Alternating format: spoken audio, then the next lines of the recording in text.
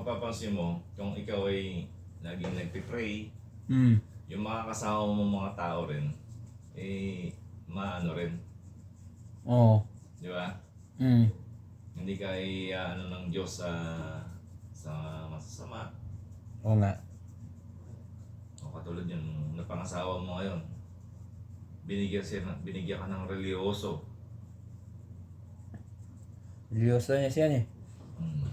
Sinubukan nga ako, sir. Akala niya, hindi ko papasok ng simbahan. Dinala ko sa simbahan. Hmm. Ano siya eh. Kasi Muslim ka dati.